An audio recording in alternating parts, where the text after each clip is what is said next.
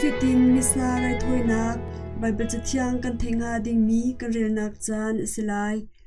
tho than zar chung mi khat nak Bible thiang kan rel nga ding mi chu lamkal tu angan pahni a me hlaili kulani in somthum pathum tiang abit lau pi pita phongchim nak khitik a pita chu lamkal tu hlai khat na he khan hong dir e o thangai in atho na e kapun hoi juda mi na le Jerusalem khwa a ummi velte na hiti in thil ahong ummi sulam hi zaida asi tia kanchi mi na hi thate in ngai to u Israel mi na hi kabya hi ngai to u Nazareth khwa mi Jisu chu pachani rian afial mi asiti kha pachani ama thong in atwa mi khro har nak te na me chun nak te na le thil lian ngan na ni khan an lang tar ko hi kachim mi hi nan ma shrim shrim ni nan khal mi an se zaicha tia nan ma lak shrim shrim a arak to mi thil an se pachani Jisu chu nan sin I pe o a khan arak ro chia mi le arak khia chia mi asibang in nan ni ama chu nan tha miswami na kha ama chu vailam ta nak thingchung a thir in nan khentar na siman se lo pachani ama chu mi thi na sin khan atho tar than thi nak ni ama chu atlai peng kho nak ding zai man a lo David ni ama kong hi bantuk in arak chim e boy pa chu ka mai a ka mu zong za ko lai kam I cha khan ka olok a chong lai lo hirwang a hin ka lung chu a lom I ka bia chu thanop nak in akhat kai chu a thi khoding mi minung simhat ning lo mithe khwa a khan ka thara chu nakal tak lai lo cha a ruat chan nak ngai in nangam te in ka ko lai nangma antlai chan mi nasal chu thut nak kha na mu tar lai lo nun nak le kal pi tu lam kha na mu sak e nangma chu kan sin a nom cha a lom nak in ka khat arakti u le naw na kan pu David kong kha fiang te in chim to na ning ani chu a thi I an voi e nihin ni tiang hin a thlan zong kan sin a ko ri ama chu prophet araksi I pachani asin a bekam na atwa mi kha ngal pachani bia arakam mi chu David te fa pakhat khat chu ama David ban to khan siang pasang a achantar te lai ti hi se David ni chun pachani zaida to alai ti kha rakmu e chu cha a ama chu mithi khwa a akal tak lo ati sa chu thut na amu lo tia arakti tik a hin Mesia atho than lai no khong kha arak chimmi chu se pachani hi Jisu shrim shrim hi mithi na sin chun atho tar e hi thil te akhang tu chu kan ma hi kan se pachian olai kam a khan thu tar si apa ni bia akam ban to khan thiang tharau chu apa sin khan amu chun atu I nan mu mi le nan thai mi hi kan ni akan toi mi alak song kha si boy pa bia si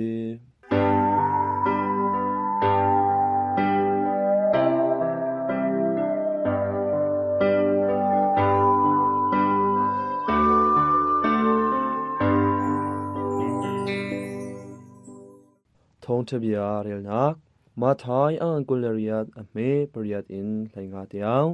chu cha a inhon ham ngai in than khan an kir an thin aphang pa ani lom pa I azul tu na wachim a khan an le Jisu ni duak tia avanton na e nan sin a dei nak ko se tia ati na ama chu an hon zon no I ake anit lai I an biak Jisu ni chun nan thin phang ha u ka u na pol kha Galilee a bakal u tia wachim na u khika a nan ka mu lai tia ati na nu pol chu an ki liao a khan thlan chong tu ra weng pol chiu kha khopi chung a an bakal I tlang boy upa pol kha thil achang mi vel te chu an bachim na upa pol he khan ani ton I khwa an khan di no a tlang boy upa pol ni chun ral ka pol kha thalau te in zik an no na I azul tu pol kha zan a an ra e kan hil kar a arok kha an fir nan ti lai chun hi kong hi mangki boy pa ni thai ai kon กันมานี้อัทัดโคนักชงอินกันตัวลายอีนันนี่จูใจมันฝ่านักนันอิงลายเล่าเตียนตีฮารายแวงตัวปอลนี้คันตั้งกาจูอันอิลากจุดที่จุนนันตัวลายเตียอันตีมีนักฮาอันตัวนี่หินนี่เตียวหินจูดามีนี้อันวัตรมีเบียจูฮีเบียฮีสิบอยปาทองทเบียสิ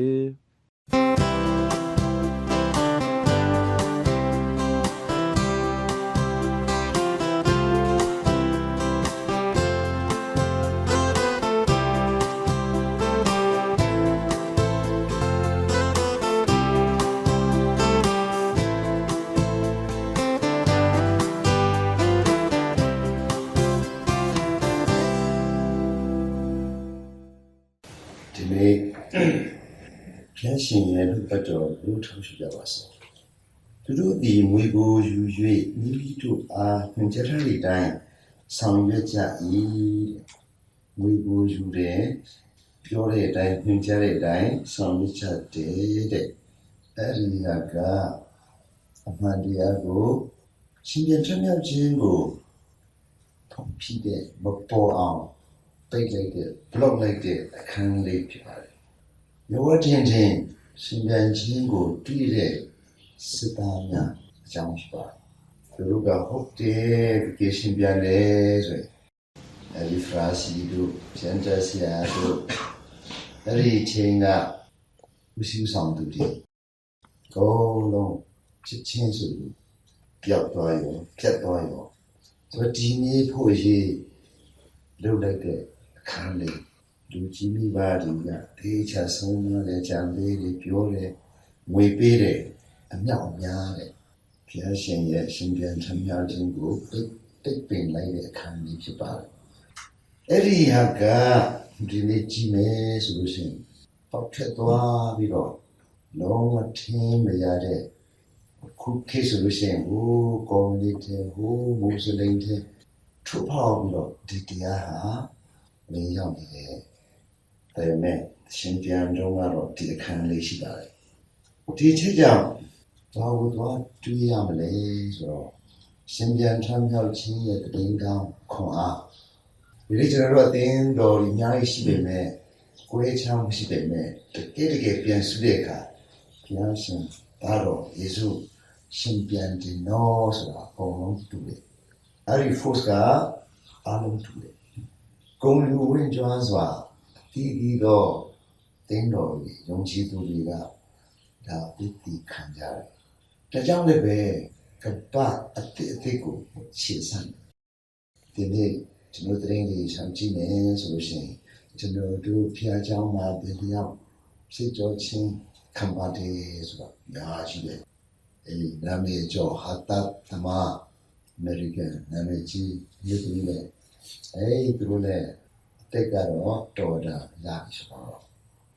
အရွေကောင်းတော့အဲ့မှာပါလာတယ်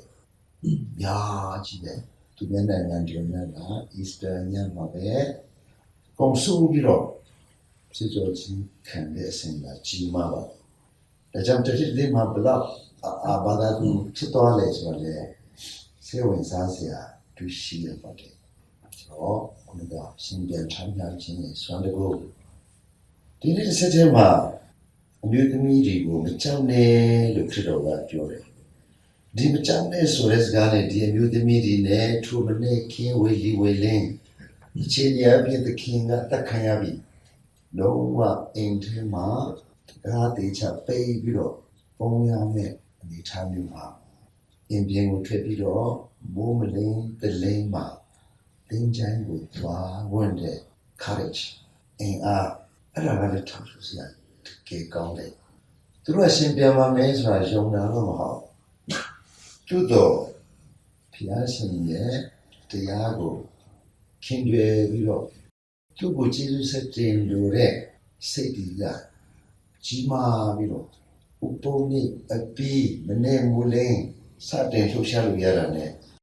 အခွင့်အရေးကိုတန်းယူလိုက်တဲ့ဖန်တိုင်လိုက်တဲ့အခန်းလေးဖြစ်ပါတယ်ဒီနေ့နဲ့ပြောမယ်ဆိုလို့ရှိရင်ဒီအခန်းလေးတွေဟာအမျိုးသမီးတွေအခန်းတော့တိတ်မဖြစ်ကောင်းတယ်တံပေထူတို့ခရကတကယ်တပေတော်ကြီးတွေကလူကြီးတွေရဲ့အခန်းလို့ ပေးရင်တော့ပိုကောင်းတယ်ပို့ဆိုတာသူတို့ခင်မှာအမျိုးသမီးဆိုရင်တော့တရိษံတော့တတာပဲဒီလေးမှာကျတော့လူသမီးယောက်ျားတန်းတူပခုံးရှင်နဲ့ခေရောက်သွားပြီဒီတိုင်းစဉ်းစားရင်ရိုးဖြစ်နေသူတို့ခေနဲ့ဒီနဲ့ဆိုလို့ရှိရင်တင်းချမ်းတော့သွားတာမင်းတို့အလုပ်လာဘာလို့သွားလဲအဲ့လိုမျိုးသူတော့ဖျားရှင်ရဲ့ဒီကျေတင်ချင်းနဲ့တရင်ကောင်းရဲ့အတော်မှာအခြေခံလိုက်တဲ့ဒီချမ်းပိုက်တွေဟာဒီနေ့အထိဖြန့်ပြီးတော့ကြီးနေဆိုလို့ရှိရင်အမျိုးသမီးများကံကတစ်ခုလုံးကိုဒီမောင်ထုတ်ပြတာဖြစ်ပါတယ်။တရားမှန်တော်တွေနဲ့တွေ့တယ်ရှိတော့ဘူးဒီမှာလာမရှာနဲ့ရှင်သူကိုဒီသူတို့အစုမှမရှာနဲ့အဲ့လိုနဲ့အပြန်မရှိတဲ့ခရစ်တော်ဘုရားနဲ့တွေ့ကြခြင်းဖြစ်ပါတယ်ခရစ်တော်ဘုရားကဒီနေ့စကားဆဆိုတာပါလေယေရှုဒီသူတို့ကိုတွေ့ဆုံ၍သင်တို့နဲ့မင်္ဂလာရှိပါစေဟုထုတ်ဆက်လေ၏ Good morning ထုတ်ဆက်လိုက်သူတို့လည်းအထံတော်တို့ချင်းကပ်ကြ၍ကိုရောဤချေတော်ကိုဖက်ကင်ကြလျက်ပြေဝရှိခိုးကြ၏ထို့နောက်ယေရှုကမကြောက်ကြနှင့်တွားကြညီကိုများအားဂါလိလဲနေတို့တွားရန်ပြောကြတော့ထိုရက်၌သူတို့သည်ငါကိုမြင်တွေ့ကြရမည်အခြားခြားမှာဆိုလို့ရှိရင်အရင်တုန်းကပြောထားတဲ့အတိုင်းဂါလိလဲကိုတွားခိုင်းအဲ့မှာတွေ့မယ်။ဒီနေ့လည်းဘာဖြစ်တယ်လဲဆိုကြတော့တပည့်သားများဂါလိလဲမှာဆုံဖို့အမျိုးသမီးတွေကိုပါထားတယ်ဆိုတဲ့အတိုင်းကဒီတပည့်သားတွေကစစ်ပြောမယ်ဆိုလို့ရှိရင်ကာဝါရီချီတဲတော့အကုန်ဖြစ်ပြေးတဲ့အခွင့်ဖြစ်တယ်။ဒီမှာဒီခင်းနေဆိုလို့ရှိရင်အဲ့လူဒီငါ့ကိုလည်းသစ္စာရှိကြအောင်အကုန်ဖြစ်ပြေးတဲ့ရတယ်။အရင်ကပြောတဲ့အတိုင်းဒီလည်းရှိတော့မှာပေါ့။သူတော့သခင်ယေရှုရဲ့ယက်တီချက်သူ့ရဲ့မေတ္တာသူ့ရဲ့ခွင့်ပြုခြင်းကိုပြန်ပြီးတော့ထောက်ရှုရပြန်ပါပဲ။သူ့ရဲ့စီမံကိန်းတွေပြင်ဆင်ထားတဲ့တပည့်သားများရဲ့အားနည်းချက်သို့တော့အဲ့ဒီဟာကိုကြော်လွန်ပြီးခါမှပြန်လဲဆုံစည်းဖို့အဲ့ဒီဂါလိလဲနေကပါတယ်ဂျေရုဆလင်ရဆိုရင်ဝေကြီးအဲ့မှာတွေ့သူကရှင်ပြန်ပြီးပေထရုကိုရှိနေတဲ့ပုံလေးနေရာမှာသွားတွေ့ရလို့မဟုတ်ဂါလိလဲမှာပဲချင်းလိုက်အဲ့ကြောင့်ဂါလိလဲနေတာစိတ်ဝင်စားစရာဖြစ်တာဂါလိလဲနေမှာပကျင်းတခါကခေါ်တော်မူတဲ့နေရာခင်းလေးဖြစ်ပါတယ်အဲ့ဒီနေရာကနေကဘာကိုဆေလွတ်ခြင်းဖြစ်ပါတယ်ဆိုတော့ဒီနေရာမှာသူရဲ့စီမံကိန်းကိုဆက်လက်ပြီးတော့ထိန်းသိမ်းတဲ့ဘုရားရှင်နောက်ဒီချောင်းနဲ့တူတွဲပြီးတော့ထောက်ဆဆရာရှိတာပါလေလို့ရှိရင်ယောဟန်ခန်းကြီး20မှာတန်ပေထူဖွဲ့ဆိုလို့ရှိရင်ခရစ်တော်ရှင်ပြန်ထမ်းမြောက်ခြင်းအတိုင်းတာကမယုံတယုံအားနည်းချက်ပုံစံဟာမျိုးလည်းပြောလို့ရတယ်။ဘာလို့လဲ။ယောဟန်20မှာပြောလဲဆိုလို့ရှိရင်Simon Peter และเพียร์ดิมิโทมัสและกาลิลีเป็นกันความีนัทนาเอลซาเบดีฟปานาคะลิสุจุตุนาดังปัญญินาคะคุณคดาอันโอมเดคุปีเดบาซาပြောတယ်ဒီတနေ့ကိုယ်လေးငါကျူအထောနာဤကေကျူငါထိုက်အခကန်လိုက်တခြင်းခါကဝဒနာဟောင်းမဖန်အဲ့ဒါကိုတွားမယ်တဲ့ဒီတော့ကခရစ်တော်ပြောပြတဲ့ငါဖန်ကိုဖြစ်စေမယ်ဆိုခဲ့တဲ့အရာလေးစံကျင်ဖြစ်သွားပြီးတော့ကဘာကိုပြန်ဥလှည့်ခြင်းဖြစ်ပါတယ်အရင်တော့ကငါဖန်တဲ့ဘဝဟောင်းဆွေလန်းတန်ရောစင်ပုံပါတယ်အဲ့ဒီထဲကိုဥလှည့်နေတဲ့ခံဖြစ်ပါတယ်အဲ့ဒီနေရာမှာကျွန်တော်တို့စံစာငါဖန်ရင်လည်းဘုရားရှင်ပေါ်လာပြီးတော့တလက်တွေ့ဘဝကိုပြုပြင်ပြောင်းလဲပေးတဲ့အခန်းဖြစ်ပါတယ်။ကံနာမှာယောဟန်ကဘူရောဘေတန်ပေထူရလေအဲ့ဒီကြားတဲ့ခါကျတော့တခါတဲ့ဘူရောလာပေါ့အဲ့မှာတခါတဲ့ခုံချပြီးတော့တွေးဆုံခြင်းအဲ့ဒီမှာအဲ့ဒီအခန်းလေးအကျိုးပြန်လိုက်တဲ့ပြတဲ့အခန်းကာလလေးကိုပြန်တော့ခန်းလေးပါအဲ့မှာတွေ့နေလို့ဒီနေရာလေးပေါ်လာပြီးတော့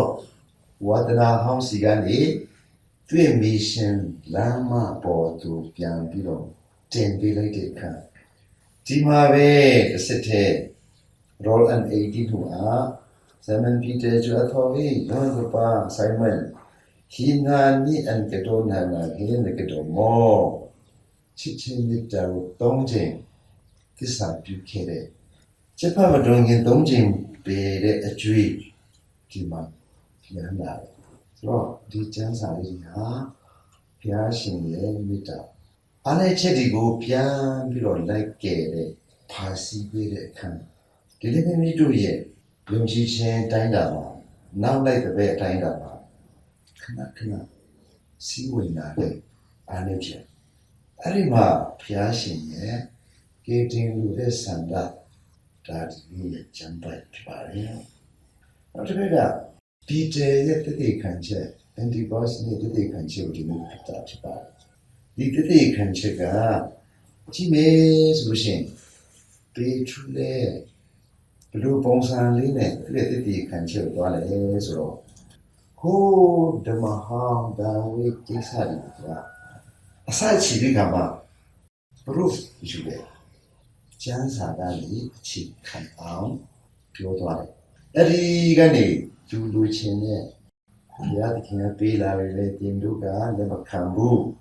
အာနာတာလူစီအနှံကြတယ်အတေသက်ကြတယ်ရှင်ပြန်တယ်အခုဂရိထားတဲ့အတိုင်းဝိညာဉ်တော်ဆေတို့ပေးတယ်ဆိုတဲ့အထိအဲ့ဒီနားလေးကဘာအလင်းပေးသွားလဲဆိုလို့ရှိရင်ဒီနေ့ဒီခေတ်တိုင်အောင်ဘုရားရှင်ရဲ့ကြီးမားတဲ့ရှင်နဲ့ထွန်းမြောက်ခြင်းတရင်ကောင်းကိုပေးရပါဘုရားချမ်းစာကိုအခြေပြုတတ်ခြင်းဒီနေ့ကျွန်တော် typology လို့ပြောတဲ့ဒီရဲ့အသုံးများလာတဲ့အဟောပြောဓမ္မကျမ်းစာတော်ဟောင်းမှာစစ်တော်ကဖုံးကွယ်ပြီးတော့ရှိနေတယ်ရှိတဲ့ဖြစ်တယ်အဲ့ဒါကိုဓမ္မတိမှာဖြစ်ထွက်တဲ့အဲ့ဒီတတိပြချက်အဲ့ဒီပုံစံလေးကဒီနေ့ပေထရုလုံးဝတောင်းခဲ့ပြီးဖြစ်တယ်ပေါ်လို့ဟောချင်းနေဆိုရင်အဲ့ဒီစတိုင်လေးတိုင်းပါဒီဥမာကဒေဂန္ဓယာမှာတိတိုင်ပေါ်မှာဝီကိုတင်းနေကြီးတဲ့လူရပြောက်တယ်ဆိုတာနောက်မှာတော့ခရစ်တော်ကိုယ်တိုင်ကပြင်အဲ့လိုပါပဲဆိုပြီးတော့မှကားတိုင်နဲ့ခရစ်တော်နဲ့စားထိုးလာပုံပဲဆာဝဲမှာဆိုလို့ရှိရင်ဒီတော့က baby ဆိုရင်တူမှဖွင့်လို့ရအောင်ဒါဝိကိုတော့တေးသွားတဲ့အကြောင်းကြီးဒီမှာကျတော့ပေထရုကိုတော့အနှင်းတဲ့ခံများကြီးပဲဒီမှာနဲ့ဒီမှာအဲ့လိုသွားတယ်ဆိုတော့ဒီနေ့ပေထရုရဲ့တည်ခံချက်ကအဲ့လိုနဲ့လူဒီက convince ပြီးတော့ချစ်တော်ဘုရားကိုယုံကြည်လာခြင်းအဲ့ဒီမှာကျွန်တော်တို့ဆက်ပြီးတော့လည်းတွေးပါဆိုလို့ရှိရင်အဲ့ဒီအခန်းငယ်40လောက်မှဆိုရင်ဘာပြောလဲဆိုလို့ရှိရင်ဒီတရားရှိကြီးတော့ဟောပြီးတော့ကျွန်တော်တိုင်းလည်းကုန်ပြော့သွားတဲ့အထိပြင်ပါနဲ့ရှူတင်လုပ်သွားတယ်ဆိုလို့ရှိရင်မိမိတို့ဒီခေဆိုးကြီးကနေလူမြောက်အောင်ဆိုရပါတယ်သတိပြုကြတော့တဲ့ဒီကအဲ့ဒီလဲစူးနေပြီအဲ့ဒီကနေတို့အောင်ဆိုလို့ရှိရင်ဒီဝိညာဉ်တော်ဒီ Jesus အဲ့ဒါမှလွတ်နေတယ်ခုကျွန်တော်တို့သွားနေတဲ့ခင်ပါလေဒီစကားလေးပါပဲဒီခေတ်ကြီးကလူဒီကိုကောင်းကောင်းလေးထိဆက်အနိုင်ယူတဲ့ခေတ်ဖြစ်တယ်အဲ့မှာတူမှာတူမှာစူပါမန်မရှိဒါကြောင့်ဒီစကားဟာသူတော်စင်များအတွက်ဘာသာသူများအတွက်ရှင်ပြန်ချမ်းမြောက်ခြင်းတကူကိုဟိုစိတ်ဝင်ခံပြီးတော့ဘာကိုတည်င်းအောင်ပေးတဲ့ဖျားတာနေများအတွက်ဒီခေတ်ကဘာခေတ်လဲပေထရုကဒီခေတ်မှာဘာလို့ဒီတတိကိုပေးလဲအဲ့ဒီလည်းထောက်ပြနော်ဒီတနေ့ချွန်ဘီယာဒန်ဇွန်တမ်ဒီအစင်နာဤဟီချန်ထလောက်ဂျုံအလုံဒင်းနီဒန်တက်နာဟင်းလွတ်ဤဇွန်ကိုရအဖော်နာအကြောင်းကိုဒီနေ့လေးရဲ့စင်ပြန်ချမ်းမြောက်ခြင်းရဲ့အစွမ်းဟာအဲ့ဒီဘက်ကိုပြန်ဦးပေးတယ်ပေထရုကြီးရဲ့ဖာစလာဖြစ်တယ်ဒီနေ့ကဘာကြီးဟာသူတို့ဖုံးပြခဲ့တဲ့တရင်ကောင်းဟာကဘာကြီးကိုဒီနေ့ဟုတ်လားချီချပြီးတော့အနိုင်ယူသွားတဲ့ခင်မှာဒီနေ့ဘုရားသားသမီးတွေအဖြစ်ကျွန်တော်တို့အသုံးပြုတယ်အဲ့လိုနဲ့ဟုတ်လားဒါလေးတွေအမိစီလူချင်းဒါကိုလည်းပြောဆိုတော့ တရင်ကောင်းဒီနေ့မိလိုပခုံးပေါ်မှာရောက်လာပြီးတော့ဒီလိုအကြောင်းမှာအနိုင်ယူပဲဆိုတဲ့ဒီနေ့အမခဘုရားရှင်ထုတ်ပြောတဲ့စကားတွေထောက်ရှုပြီးတော့ဒီကဘာကိုကြည့်ပြီးတောင်းကြမယ်ဒီနေ့ဖြစ်ပေါ်လာတဲ့ဟုတ်လားဝါဒူလေးပြီးဒေရှင်ဆန်လေးလေးပြီးအစ္စတာလေးပြီးသို့တော့အဲ့ဒါကကေရနီဝခံလို့ဖြစ်အခုကျွန်တော်ရှင်းပြောရင်ဝါဒူဆက်သွားတဲ့ချိန်ကြီးဖြစ်ပါတယ်ကာဝါဒီခရီးစဉ်ဆက်လက်သွားနေရဖြစ်ပါတယ်ဒါကြောင့်ဒီနေ့ရဲ့ဒီတို့ပြောတဲ့စကားနဲ့ဆက်လက်ပြီးတော့ဖျားရှင်တွေရှင်သာရှာဖန်တဲ့ခေါင်းအားကိုတောင်းခံကြပါစို့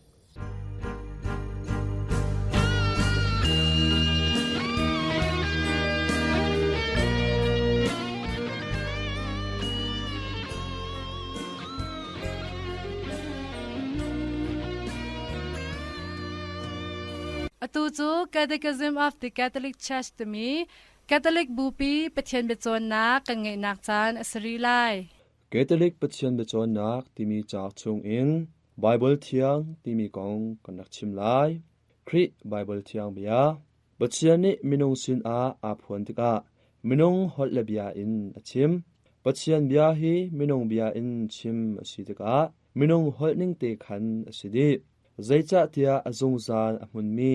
Pathian bia ni minung chan nak avan lak tik a minung tak tak a achan ban tuk kha siko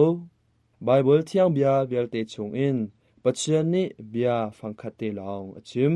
chuchu fapa khri kha se Hebrew angan pakhat ame pakhat in pathum ama chu Pathian he a I Pathian se Zohan angan pakhat ame pakhat ama rong a hin bupi ni Bible thiang kha boipa pumbantok in a upat boipa ni nunnak changreu kha zoom tu na sina chatlo in apek zongzan ha chu nunnak changreu rol chu Pathian biale kripum cheboi pakhat in kanmu Zathiang chung in bupi ni role tha jang kha amu zongzal Zaicha tia minong bia in apom lo Pathian bia in apom Thessalon kut khat angan pani ame hlaithum Zathiang chung a van chung I a ummi pa chu du nong ngai in afa le ton oka ara I anni he bia arwa Devi kolakhat Zathiang I thokhum nak le betak Pathian chu Zathiang tel tu ase Zathiang chung I a ummi belte hi thiang tharau thokhum nak tang a tial asidi Athiang kan nu bu pi ni lamkal tu na chan I zup na kha zulin bekam hlun le bekam thar chung I a ommi chaw na kha adi lak le azapi te in thiang tharau thokhum in tial mi an si Pathian kha anma tial tu a anengai cha a Bible chunglut athiang mi an sidi tia apom Zuti chun bu pi chung I chan chin mi se Zohan angan pakul ame somthum pakhat Timote kwanni angan pathum ame thlairuk Peter kwanni angan pakhat ame thlaikwa kolakhat angan pathum ame thlainga in thlairuk chung Pathian ni Zathiang tel tu minong na kha tho akhum na Zathiang to ok a Pathian ni mi acheu kha athim na he rian ton ok a aman na an phim nak bialte kha aman tar na anma mang in anma chung in ama ni rian atwan thokhu mi chawk ni betak kha achon piak chu asi cha a Zathiang tel tu na ni anfe tarmi kha thiang tharau ni afe tarmi tia zum se Zathiang ni fekte felte le pal nak lo in Pathian akan khap nak betak kha akan chon piak ti kha kan zum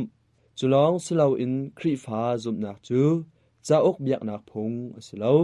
Zathiang men hol kholo mi phung zong asilo Siman se lo minung achang mi le anong mi Pathian bia biak nak phung ase mithiang banner Zathiang hi jathi asilo anong mi Pathian amun zong zan mi bia asimi khri ni thia tharau thong in Zathiang bia thai thiam ok a kan lung thin in ka kha hon Luka angan kulali ame somli panga thiang tharau Zathiang sulam phuang tu จะเทียงจงอินปัจเจียนนี้ไม่นงสินไม่นงนุนนิ่งอินอชิมีเบียคามันเตอินอสุลัมพวดออกจ้าจะเรลตูนี้จะเรียลตูนาอันเดียลโนชันมีเลอันเบียอินปัจเจียนเงตร์อากันดูนักคางัลหาวจะเทียงเดียลตูนาติดนักคาหูโคออกอาเรลตูนานี้ขาจานเลียวอันมันมีพงเลลัมอันเดียลนิงจังอันลงทินตัวนิงลาเลเบียอันชิมหนึ่งเลอันพงชิมหนึ่งนาคาตัวตันดีหาวใจตินเตียทิลตัวนิงจูบิตักฮีจานเลกุมอพุนอาคันพุนดังอินชัวปีเลชิมเรลอารักสิตนโปรเฟตเบียอินเทียมีละโออินเทียมีเลอดังจะเทียนิงอินเทียมีนาเดียนักสมันเซโลจะเทียงจู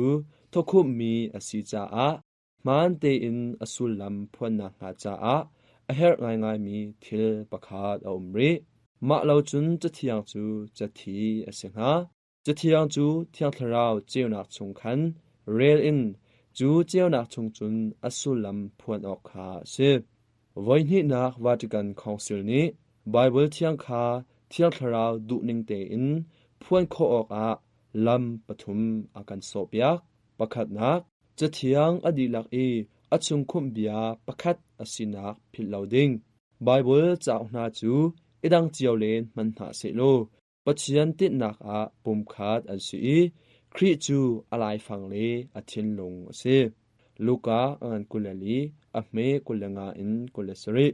สมลีปลีอินสมลีปรุกจงปัจนีนักจะเทียงขาอนงมีบูปีพงเบียชงอินเรลออกคริฟ้าปูปานาอันชิมนิงจนจะเทียงฮีจากชงเดียลมีนักอินบูปีลงทินชงเตียอสิเดียวใจจะเตียบูปีนี้พงเบียชงอนงมีปัจเจียนเบียคาอเกนจะเทียงขาสุลัมพวนนักเปตูจู